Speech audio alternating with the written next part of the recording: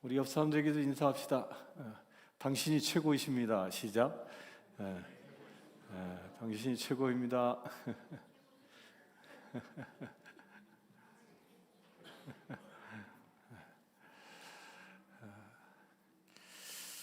성부와 성자와 성령의 이름으로 말씀드립니다.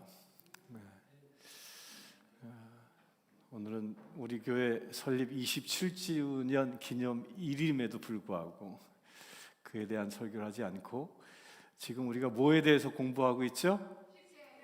십계명. 네, 지난주까지 몇째 계명까지 했습니까?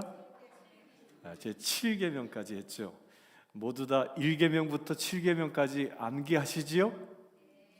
네, 암기하시는 분만 1계명 시작. 너는 나 외에는 다른 신을 내게 두지 말라. 두 번째 시작. 우상 앞에 절하지 말라. 세 번째 뭐예요? 하나님 여호와의 이름을 망령되이 일컫지 말라.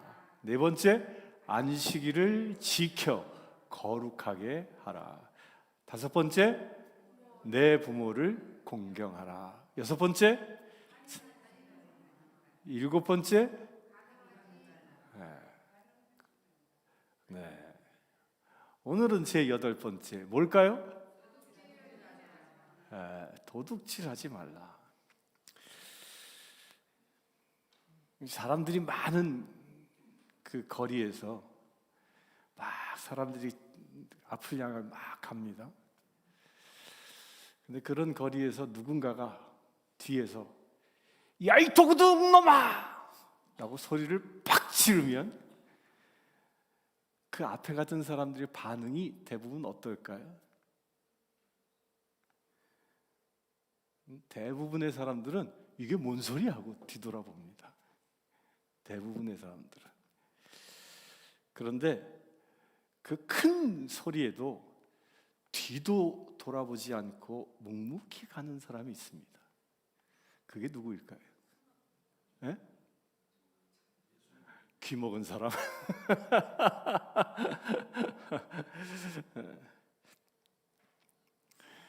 그 큰 소리에도요 조금도 요동치 않고 가는 사람은요 어떤 사람이냐면 도둑질하지 않는 아주 거룩한 성자가 아니고 진짜 큰 도둑놈은 요동치 않고 갑니다.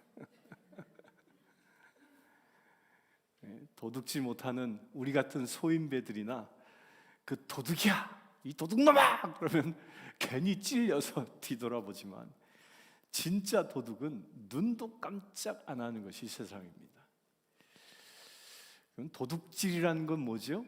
남의 소유를 뺏는 겁니다. 17세기에 그 영국의 그 청교도 혁명을 이끌었던 토마스 왓슨이라는 그 목사님이 소유에 대하여 세 가지를 정의한 게 있는데요. 우리 소유는 세 가지로 나누어질 수 있다. 그 첫 번째가 뭐냐면 하나님의 소유가 있다. 두 번째는 이웃의 소유가 있다. 세 번째는 내 자신의 소유가 있다. 그 세상 모든 것은 이 세 가지 소유로 나눠진다는 거예요. 그렇다면 이 세 가지 소유와 도둑질하지 말라라는 이 계명은 어떤 연관이 있겠습니까? 첫 번째로요, 제8계명, 이 도둑질하지 말라라는 이것은 하나님의 것을 도둑질하지 말라는 것입니다. 하나님의 소유를 도둑질하지 말라. 그 하나님의 것, 여러분들 하나님의 것은 구체적으로 무엇입니까? 여러분들이 훔쳐가는 하나님의 것은 무엇입니까? 우리 그리스도인들이 가장 많이 훔치는 하나님의 소유가 무엇이냐면 주일날입니다. 주일을 거룩하게 지키지 아니하는 것이죠. 주일은 하나님의 것입니다. 그곳에 내가 주일을 지키는 것, 이것이 하나님의 소유를 지켜내는 것입니다. 하나님의 것을 하나님의 것 되게 하는 것이죠.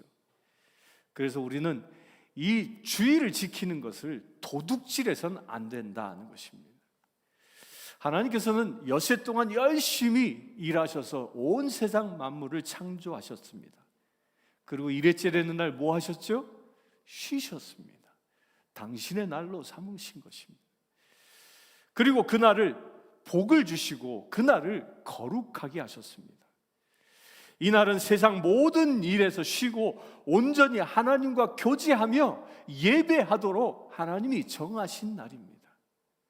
그러므로 우리가 주일을 하나님께 구별하여 거룩하게 지켜야 하는 것입니다. 이것이 하나님의 소유를 빼앗지 않는 것입니다. 명심하시길 바랍니다. 우리 권 집사님만 아멘이고 나머지는 뭐예요? 하나님의 것을 지키시길 축원합니다. 또한 두 번째로 하나님의 것은요, 하나님께 드려야 할 마땅한 그 예물 물질인 것입니다. 말라기서 3장에 말라기 선지자는 이스라엘 백성들에게 하나님의 것을 도둑질한 것에 대하여 아주 엄청난 책망을 합니다. 이렇게 말합니다. 사람이 어찌 하나님의 것을 도적질하느냐. 말라기 3장 8절에 기록되어 있는 말씀입니다. 그런데 이 말라기 선지자의 외침을 들은 이스라엘 백성들은요, 마치 처음 들은 이야기처럼 이게 웬 금시초문과 같은 이야기야? 그런 반응을 이스라엘 백성들이 보였습니다. 그래서 그들은 이렇게 말라기 선지자한테 항명합니다. 아니 우리가 어떻게 주의 것을 도둑질했단 말입니까? 그것이 3장 8절에 나옵니다.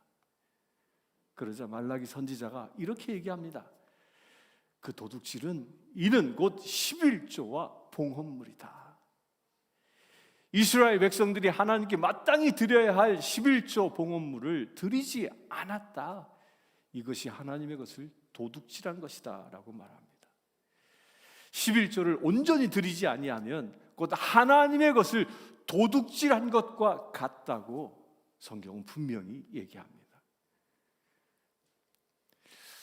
그런데 신앙생활을 하다 보면 사실 11조를 드릴 정도의 믿음을 가진 사람은요, 그걸 기쁜 마음으로 드리는 사람의 믿음은 참으로 큰 믿음의 소유자입니다. 그런데 우리가 이 땅에서 태어날 때 여러분들 금은보화를 쥐고 나온 사람 있습니까? 아무것도 가지고 온 것이 없습니다.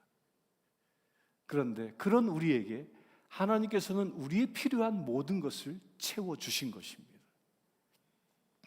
그리고 우리에게 주신 것 중에 그 10분의 1을 하나님께 구별하여 온전히 드리라 라고 말씀하신 겁니다.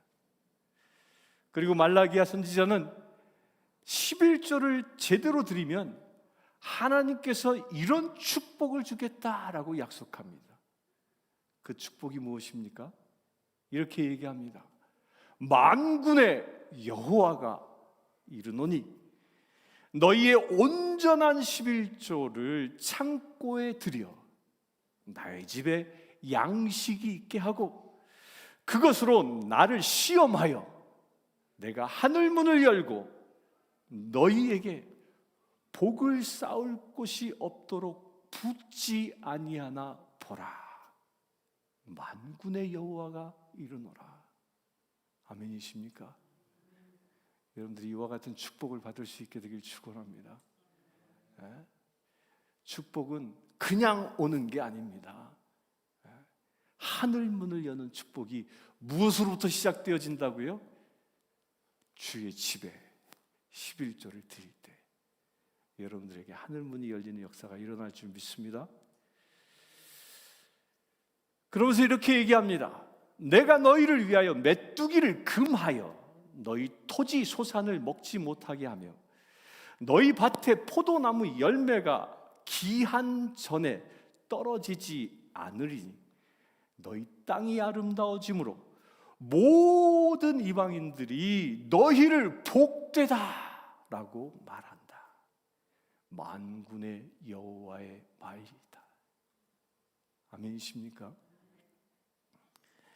11조를 못하는 대부분의 성도님들은 뭐 때문에 못하냐면요, 이거 내 건데 쓰기도 부족한데 이런 생각입니다. 그러나 우리는 이 땅에 살아가는 동안 하나님의 것을 맡아서 관리하는 청직이라는 그 사실을 기억할 수 있게 되길 바랍니다. 아무리 많은 부자도 죽어서 가져가는 건 단 한 푼도 없습니다. 여러분들, 세상에는 왜 돈이 많고요, 왜 세상에는요 부동산, 그 값나는 부동산들이 엄청나게 많은지 아십니까? 요즘 다운타운 가면 막 엄청난 빌딩들이 세워지잖아요. 왜 그런 부동산, 그런 금은보화가 세상에 많은 줄 아십니까? 이유는 딱 하나입니다.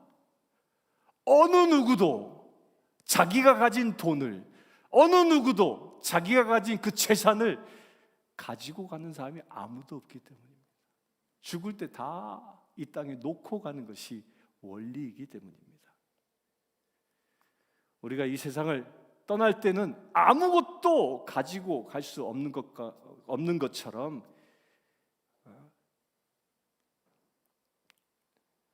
우리가 이 세상에 태어날 때 아무것도 가지고 오지 않는 빈손인 것처럼 우리가 내 생명이 다하면 주의 나라에 갈 때 아무것도 가지고 갈 수 없는 것입니다.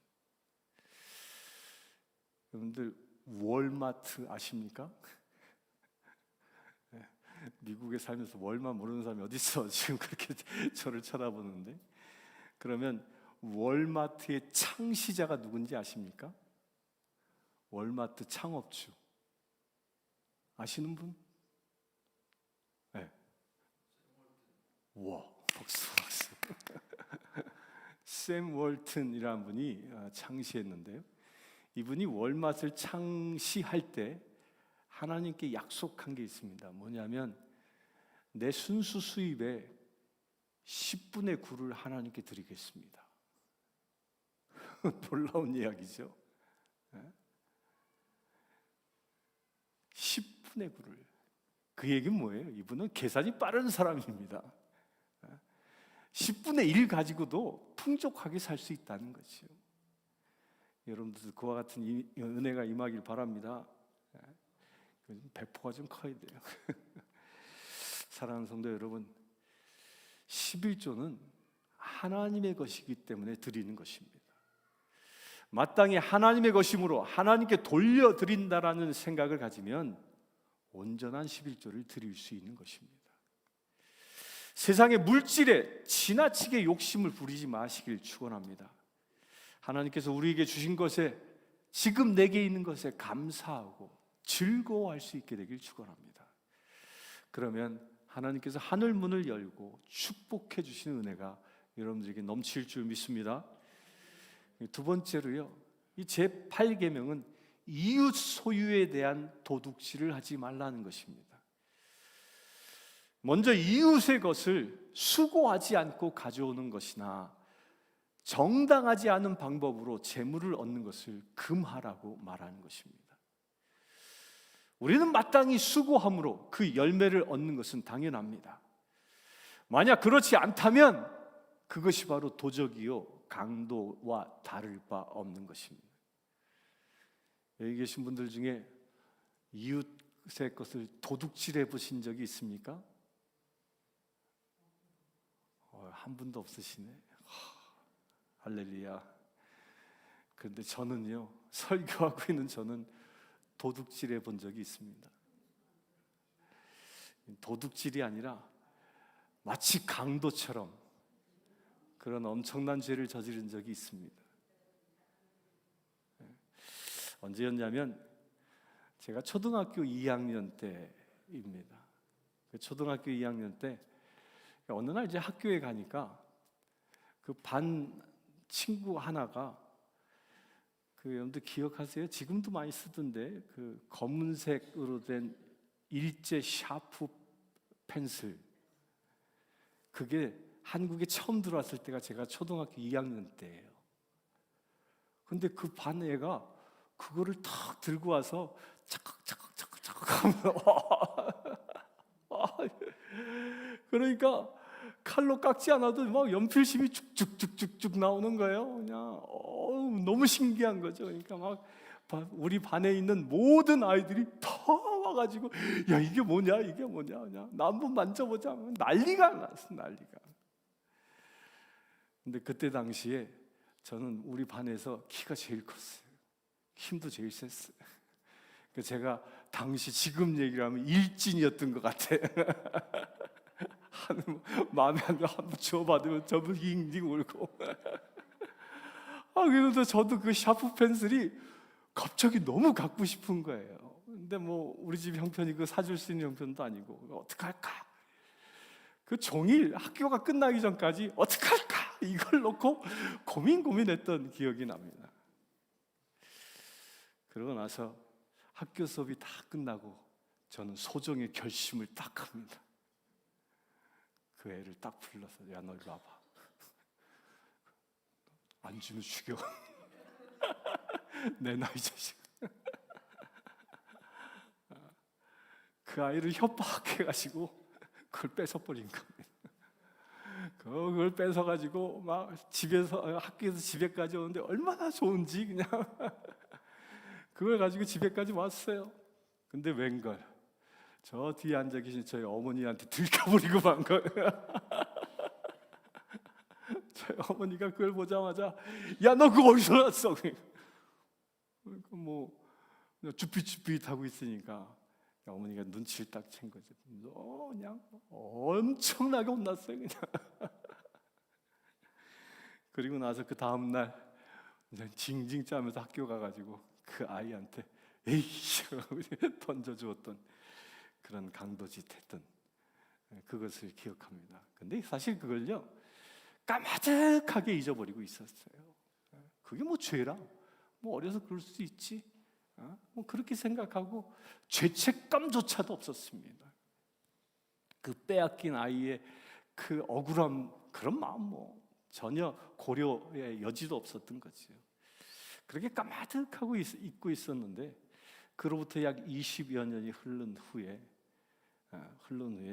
제가 성령 세례를 받게 됩니다. 성령님이 저에게 찾아오셨는데 그날 밤 저를 회개시키시는데요. 제가 지은 죄를 회개하게 하시는데 그 가장 첫 번째가 그 아이 친구를 갖다 협박했던 그 장면을 떠올리게 하시는 거예요.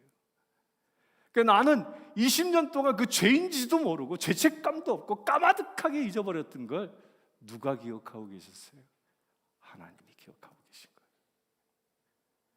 하나님이 정확하게 기억하시고 저로 하여금 그때의 장면을 보게 하시고 그리고 저에게 얘기하셨어요. 회개하라. 회개하라.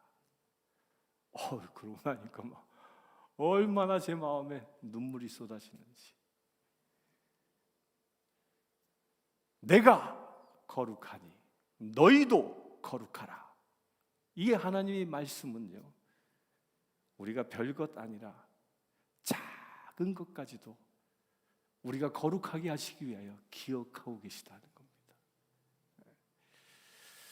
여러분들 가운데 혹여 아니 뭐 이것쯤이야 뭐 이렇게 여기는 것이 있습니까? 이웃집에 가서 뭐 이것쯤이야 하고 뭐 숟가락 하나 가져오는 게 있습니까? 이것쯤이야가 아닙니다. 그 모든 것을 누가 기억하신다고요? 하나님이. 작은 범죄함은 내가 쉽게 잊어버릴 수 있어도 하나님은 기억하고 계시는 겁니다. 또한 자신의 지위를 이용해서 뇌물을 받는 행위도요 도적질과 똑같은 겁니다. 뇌물은 정대한 판결을 하지 못하게 하고 선량한 다수의 사람들에게 피해를 주는 그런 엄청난 죄이기 때문입니다. 몰래 주고받는 뇌물이 그만 백일화에 드러나서 세상에서 부끄러움을 당하는 일들이 얼마나 많습니까? 미국은 없는 것 같아요. 대한민국은 그런 것 때문에 큰 파장이 일어나지 않습니까? 성경에서도 보면 세리장 삭케오는 예수님을 만난 후에 자신의 소유의 절반을 팔아서 가난한 이들에게 나눠주고 또한 누군가에게 토색한 것이 있으면 4배나 갚겠다고 말합니다. 자기의 권력을 이용해서 취한 부정한 예물들을 다 돌려주겠다는 거지요. 다른 사람들의 눈에 피눈물한 것에 대한 철저한 회개가 이 삭케오에게 있었던 것입니다. 이웃의 것을 탐내지 마시길 축원합니다. 세 번째로는요, 자신의 소유물에 대한 도둑질입니다. 이게 뭔 얘기야? 내 것을 내가 어떻게 도둑질해? 이게 말이 되는 거야? 근데 잘 보십시오. 자신의 소유물에 대한 도둑질하는 것은 하나님께서 맡겨주신 내게 있는 은사, 하나님께서 맡겨주신 나의 물질들을 잘 관리하지 못하는 것이 도둑질입니다. 이렇게 잘 관리하지 못하는 것에는요, 두 가지로 나타납니다. 첫 번째가 지나치게 인색한 삶을 사는 것입니다. 두 번째는요, 지나치게 허비하는 삶을 사는 겁니다. 먼저 우리는 지나치게 인색하지 말아야 합니다. 하나님께서 우리에게 맡겨주신 재물, 건강, 나에게 있는 시간, 이 내 안에 있는 그 모든 것들은 무엇을 위해서 써야 되죠? 하나님의 영광과 나의 이웃의 유익을 위해서 선용해야 하는 것입니다. 이스라엘에 가면 사해바다와 갈릴리 바다가 요단강을 사이로 연결되어져 있습니다. 그 갈릴리 바다는 상류에 있는데, 갈릴리 바다의 상원은 헬몬산에 있는 그 꼭대기에 있는 산에 이 만년설이 녹아서 흘러내리면서 그것이 갈릴리에 오게 되고, 갈릴리 바다를 지나서 요단강을 건너 사해바다에 이르게 흘러가게 되어집니다. 그래서 갈릴리 바다는요, 헬몬산으로부터 맑은 물을 받아 저장했다가 또 흘려보냅니다. 그렇게 흘려보내니까 그 갈릴리 바다는 1년 12달 늘 생명이 넘쳐납니다. 거기서 많은 고기가 지금도 잡히고 있습니다. 그런데 반대로 이 사해바다는 물이 흘러가는 곳이 없습니다. 갈릴리로부터 흘러오는 그 물만 받기만 합니다. 그냥 요단강으로부터 흘러오는 물을 그냥 받기만 합니다. 그리하여 내보내지 않고 그 사해 안에 모든 물이 갇혀 있습니다. 그러다 보니까 그 바다가 어떻게 됐습니까? 염분이 높아져서 물고기는커녕 박테리아 하나도 살 수 없는 죽음의 바다가 되어버린 것입니다.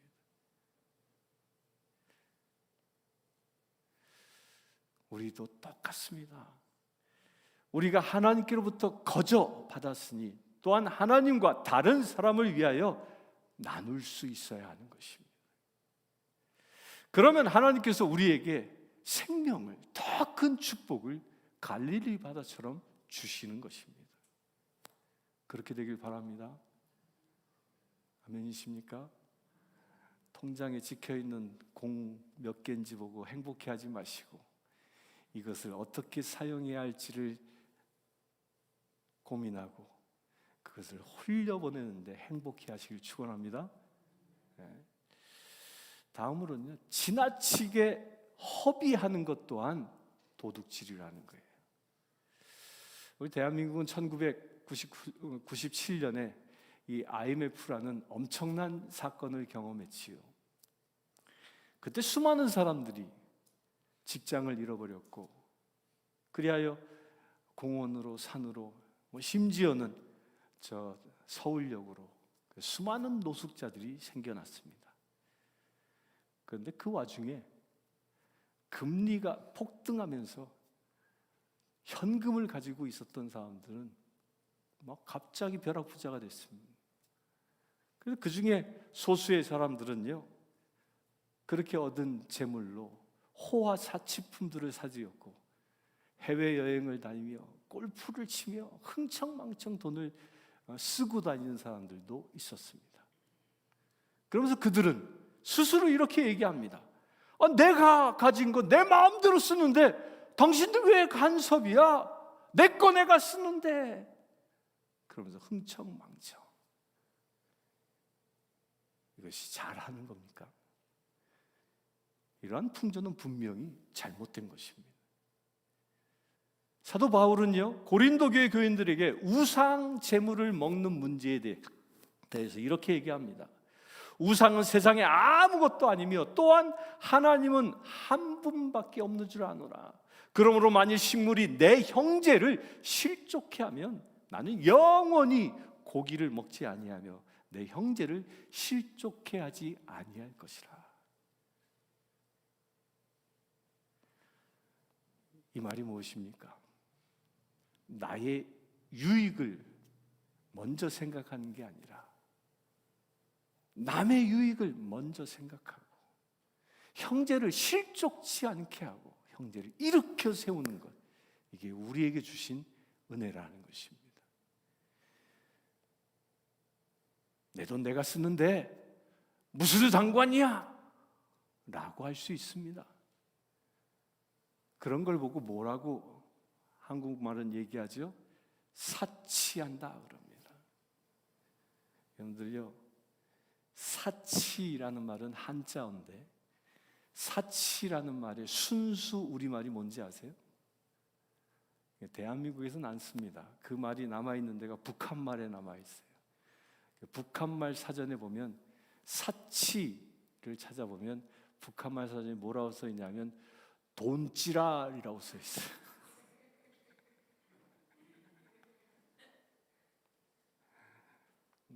돈찌랄.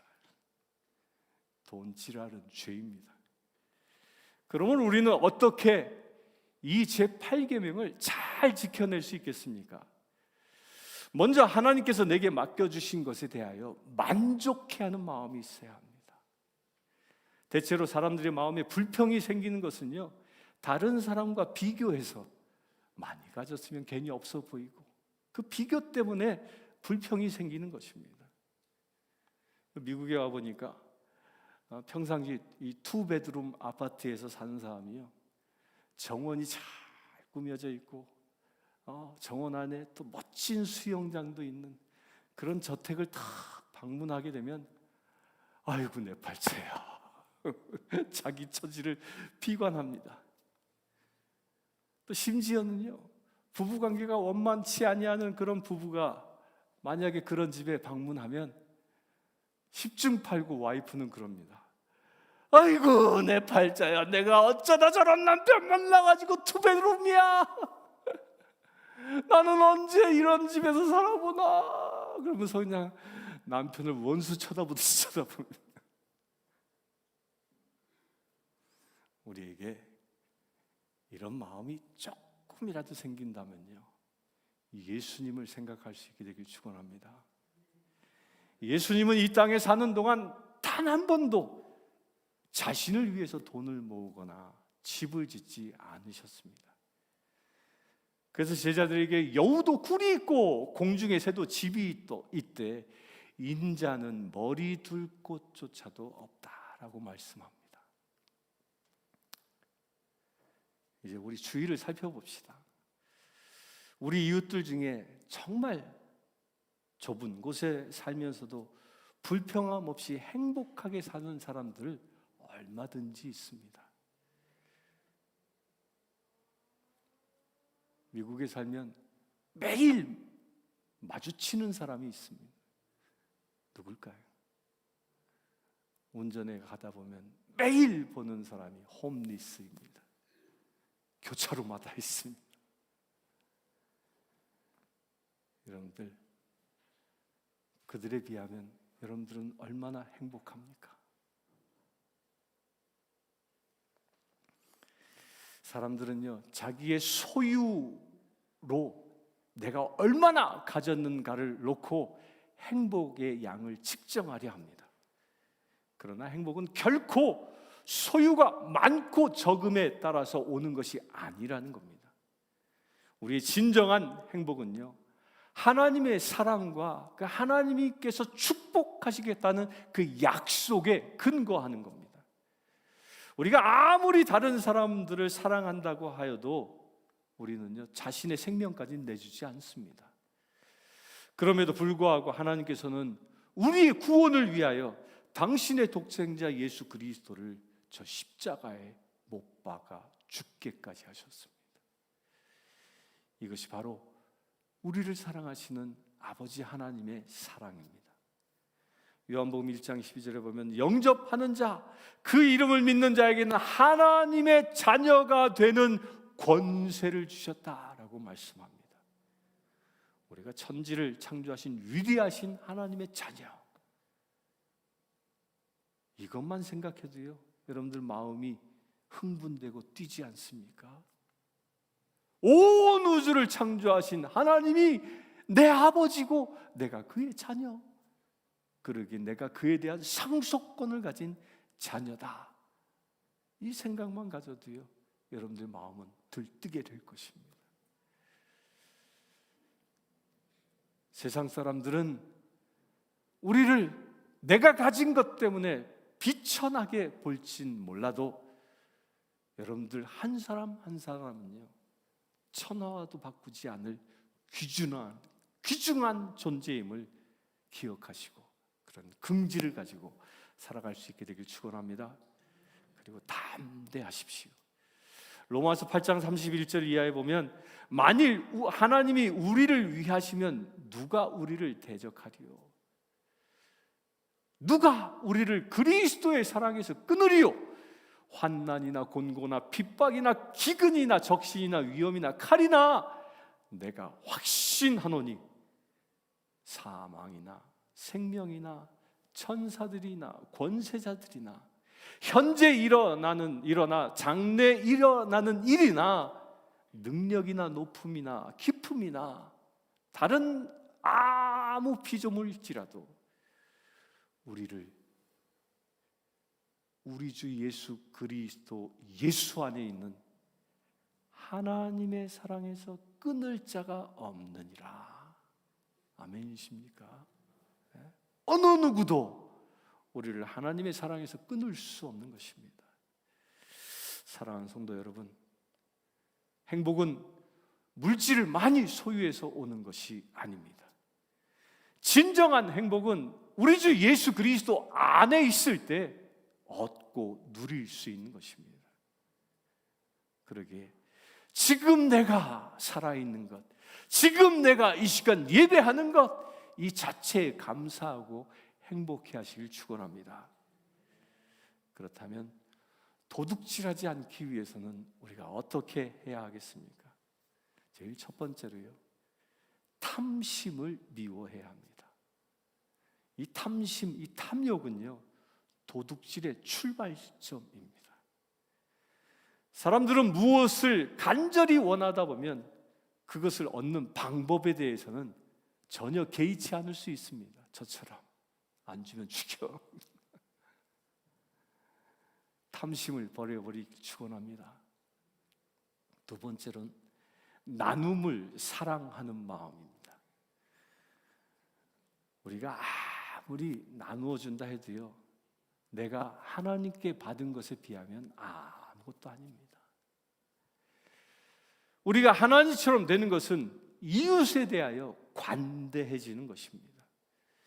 이웃의 것을 도둑질하는 자가 아니라 이웃에게 베푸는 자 될 수 있게 되길 축원합니다. 세 번째로는 하나님을 신뢰할 때 갑니다. 그분이 원하신 대로 우리를 돌보시고 공급할 수 있는 기회를 드리는 겁니다. 우리가 바른 길, 정도로 가면 주님이 우리의 필요를 알아서 채워주시는 것입니다. 사랑하는 성도 여러분, 도둑질하지 말라라는 이 계명은 분명한 삶의 우선순위를 아는 자만이 지킬 수 있습니다. 나의 필요를 채워주시기 위하여 수단과 방법을 가리지 않는 인생이 아니라 이웃의 필요를 먼저 보고 돌보라는 말씀인 것입니다.